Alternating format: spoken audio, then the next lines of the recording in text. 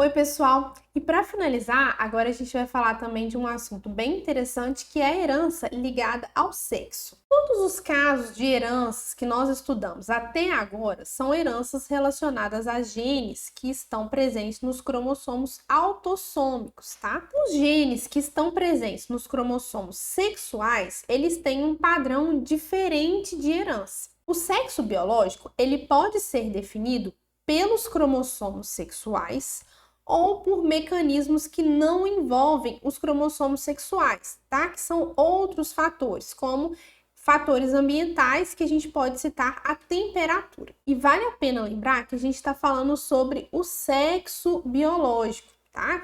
Que tem relação às genitálias e aos cromossomos sexuais. E a identidade de gênero, ela vai muito além do sexo biológico. Ela leva em consideração a maneira como a pessoa se enxerga e também a orientação sexual, que é por quem a pessoa tem atração sexual, tá? Então, a identidade de gênero, ela vai muito além do sexo biológico. Mas aqui, nesse vídeo, a gente vai tratar especificamente de como o sexo biológico é determinado. Bom, e nós falamos de cromossomos autossômicos e cromossomos sexuais. E o que são esses cromossomos autossômicos e sexuais? Os seres humanos possuem 22 pares de cromossomos que são morfologicamente iguais, né? 22 pares de cromossomos homólogos. E esses cromossomos, eles são idênticos entre si. Esses 22 pares de cromossomos morfologicamente iguais são chamados de cromossomos autossômicos. E os cromossomos que são morfologicamente diferentes são chamados de cromossomos sexuais, tá? Então, aqui nós temos um ideograma do sexo feminino. A gente tem os 22 pares de cromossomos autossômicos e o par de cromossomo sexual. No caso aqui, o sexo feminino possui 2 cromossomos X, tá? 2 cromossomos sexuais iguais, que é o cromossomo X.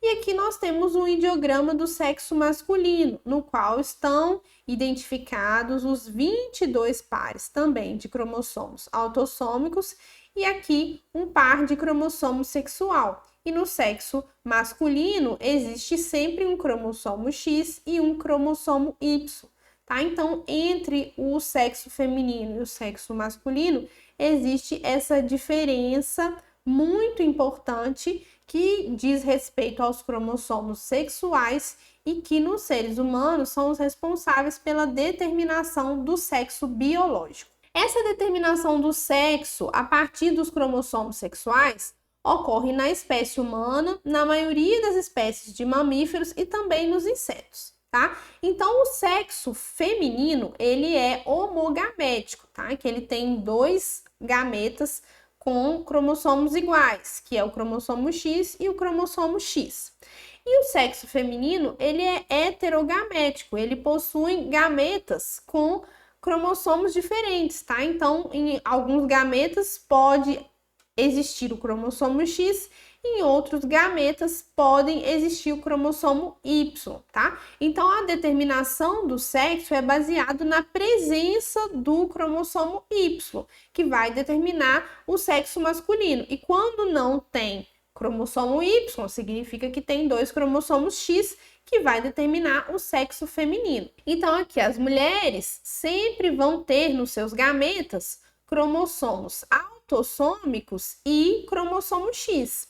E os homens sempre vão ter nos seus gametas os cromossomos autossômicos e podem ter gametas contendo cromossomo X e gametas contendo o cromossomo Y. E a partir dos cruzamentos aqui, né, dos gametas possíveis de uma fêmea e dos gametas possíveis de um macho, a chance, a probabilidade de descendentes serem macho ou fêmea é 50%, tá?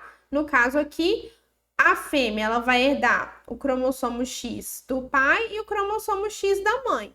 E aqui o macho vai herdar um cromossomo X da mãe e o cromossomo Y do pai. E como eu falei, existem alguns organismos que possuem a determinação do sexo que não envolve os cromossomos sexuais. Um exemplo são as formigas, abelhas e vespas, no qual o sexo é determinado pelo número de conjuntos cromossômicos, tá? Então, lembrando que esses organismos são animais sociais, tá? Então, nas abelhas, vespas e formigas, o sexo é determinado pelo número de conjuntos cromossômicos.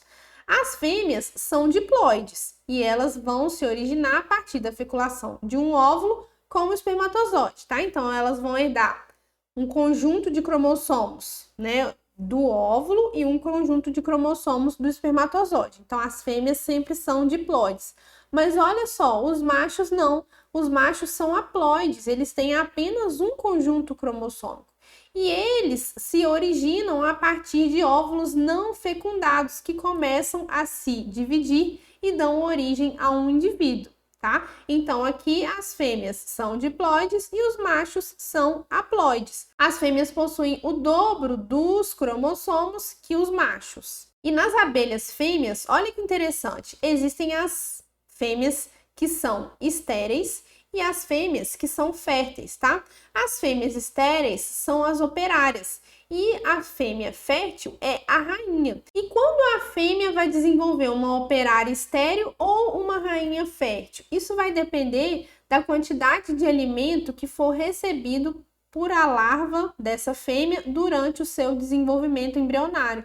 Tá? Então, se a larva receber muito alimento, ela vai se desenvolver na abelha rainha fértil. E se a larva receber pouco alimento, ela vai se desenvolver numa operária que é estéril. E um outro exemplo de animais no qual os sexos são determinados, mas não pelos cromossomos sexuais, são nos répteis, no qual o sexo pode ser determinado pelos cromossomos sexuais ou pela ação ambiental, sendo que a temperatura é um exemplo, é um fator muito comum, tá? Então, o sexo nos répteis, ele pode ser determinado de acordo com a temperatura média a qual os ovos são submetidos durante o período de desenvolvimento embrionário. Então, em lagartos e jacarés, quando os ovos são desenvolvidos em temperaturas mais baixas, esses ovos vão dar origem a fêmeas, enquanto os ovos desenvolvidos em temperatura mais alta vão dar origem aos machos.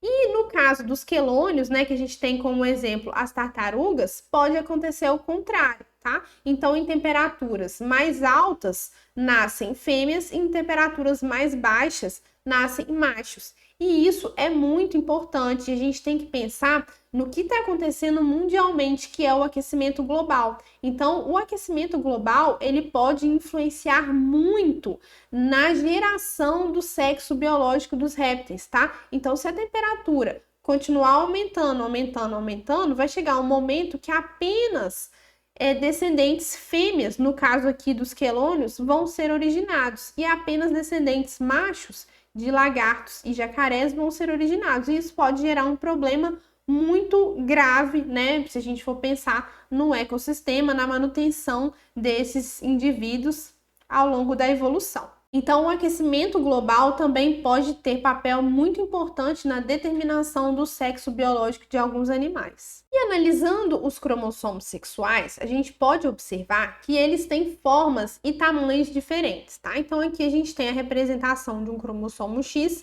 e aqui a representação de um cromossomo Y. Ambos possuem uma região que é homóloga, tá? Uma região que está presente nos dois, tanto no X quanto no Y, essa região aqui representada em vermelho.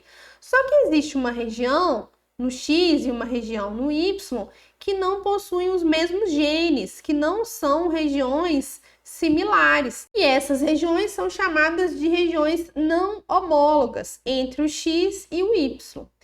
E alguns alelos, eles se encontram na região não homóloga do X. Então, esses alelos possuem uma herança que é ligada ao X.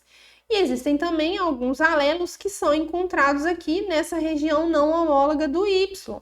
Então, esses alelos apresentam uma herança ligada ao cromossomo Y. E vamos ver agora um pouquinho sobre alguns tipos de herança, tanto ligada ao X quanto ligada ao Y. Um exemplo clássico de herança ligada ao X é o daltonismo.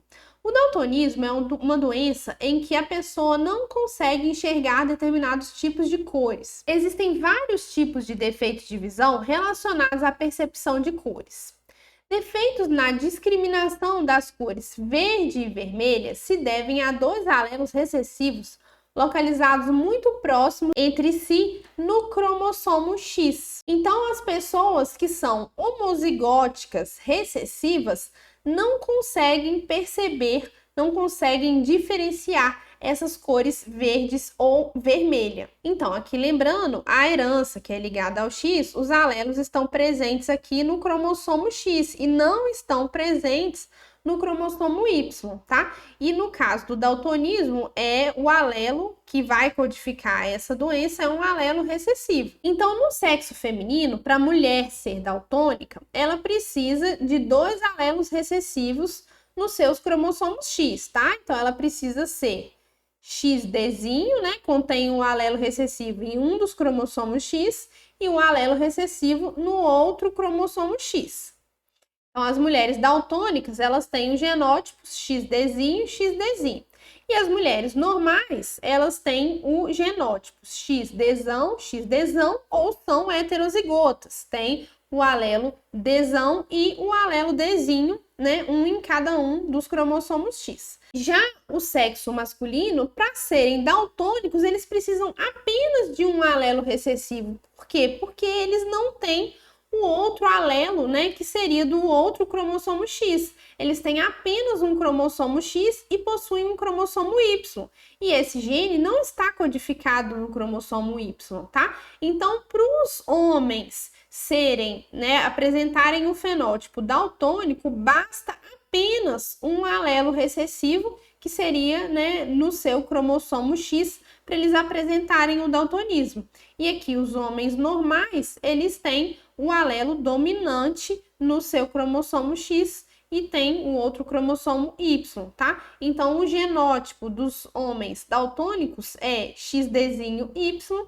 e o genótipo dos homens normais é XDzão Y. Então, vocês podem observar que a frequência de homens daltônicos é maior, porque ele precisa apenas de um alelo. Já as mulheres não, as mulheres precisam de dois alelos para serem daltônicas. Então, a frequência de homens daltônicos na população é muito maior que de mulheres. Um outro exemplo de herança ligada ao X é a hemofilia A. A hemofilia A é uma doença caracterizada pela ausência de uma proteína que vai agir na coagulação do sangue. Existem vários tipos de hemofilia, mas o mais comum é a hemofilia A, e ela é causada por um alelo recessivo que está localizado no cromossomo X. Então, se a gente tiver um cruzamento de uma mulher heterozigota com um homem sem hemofilia, o que vai acontecer? Então, uma mulher heterozigota, ela tem em um dos seus cromossomos X o alelo dominante, no seu outro cromossomo X um alelo recessivo. Ela vai produzir, então, gametas XHzão e gametas XHzinho. Já o homem, ele é normal, tá? Ele não tem a hemofilia, só que ele não tem duas cópias do X. Ele tem uma cópia do Y e o Y não tem esse gene, tá? Então, o homem, ele vai produzir gametas XHzão e vai produzir gameta Y, que não tem esse gene, não tem esse alelo. Então, os gametas produzidos pelo homem são XHzão e Y. Então, os possíveis descendentes formados a partir desse cruzamento vai ser uma mulher que vai herdar um X da mãe e um X do pai, e aqui um X com um Hzão e um X com um Hzão do pai, então vai ser uma mulher normal. Essa mulher aqui, próxima, ela vai herdar um XHzão do pai e um XHzinho da mãe, então ela vai ser heterozigota. Então, todas as mulheres formadas a partir desse cruzamento, elas vão ser normais. Só que olha só o que acontece com os homens. Aqui, esse descendente aqui vai ser um homem que ele vai herdar um XHzão da mãe e um Y do pai. Então, ele vai ser XHzão Y, vai ser um indivíduo normal.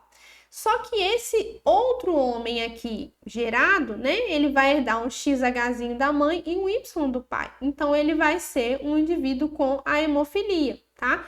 Então, as proporções genotípicas e fenotípicas aqui são diferentes para os homens e para as mulheres, tá? 100% das mulheres vão ser normais e aqui nos homens tem uma probabilidade de 50% deles terem a hemofilia. Então, novamente, a gente pode observar que a probabilidade da hemofilia, assim como a gente viu no daltonismo, acontecer em homens é muito maior, porque basta apenas um alelo recessivo para que a característica se manifeste. E existem outros exemplos de herança ligada aos X e a grande maioria deles são doenças, tá? Distrofia muscular progressiva do tipo Duchenne, adenoleucodistrofia e a síndrome da feminização testicular. Só que existem também genes que estão localizados no cromossomo Y, tá? E esses genes, eles possuem uma herança que são ligada ao Y. Nesse tipo de herança, os genes estão localizados na região do cromossomo Y que não tem correspondência com o cromossomo X, tá? Então, são genes localizados aqui nessa região que não tem correspondência no cromossomo X. Esses genes são denominados holândricos porque eles vão ocorrer apenas no sexo masculino. E esses genes holândricos, eles estão normalmente relacionados à formação e o funcionamento dos testículos. E para encerrar, eu trouxe uma curiosidade bem interessante para vocês. Vocês já perceberam que os gatos que têm manchas laranjas e pretas geralmente são fêmeas? Existem machos, né, que são alaranjados e machos pretos, mas quando as manchas pretas e alaranjadas acontecem ao mesmo tempo, geralmente são em fêmeas. Vocês já observaram isso? E por que isso acontece? Assim como nos humanos, o sexo dos gatos é definido por um par de cromossomos sexual, tá? Ou seja, se um embrião receber 2 cromossomos X, vai dar origem a uma fêmea. E se o embrião receber um X e um Y, vai dar origem a um gato macho. O gene que determina as cores pretas e laranja do pelo está localizado no cromossomo X. Ou seja, apenas as fêmeas podem carregar uma cópia de cada tipo.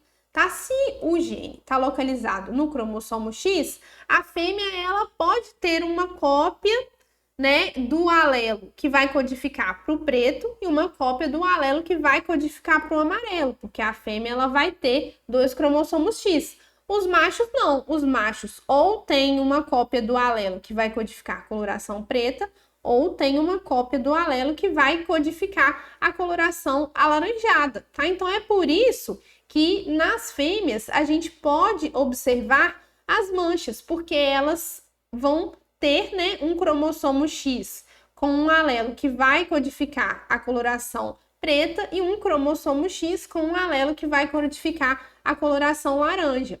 Mas como que se formam as manchas, né? Por que a cor não se mistura? Como que se formam as manchas? Em cada célula do embrião do gato, um dos cromossomos X é inativado aleatoriamente. Então, em determinadas células, o X que tem o alelo preto é inativado. Então, a coloração do pelo nessas células é alaranjada.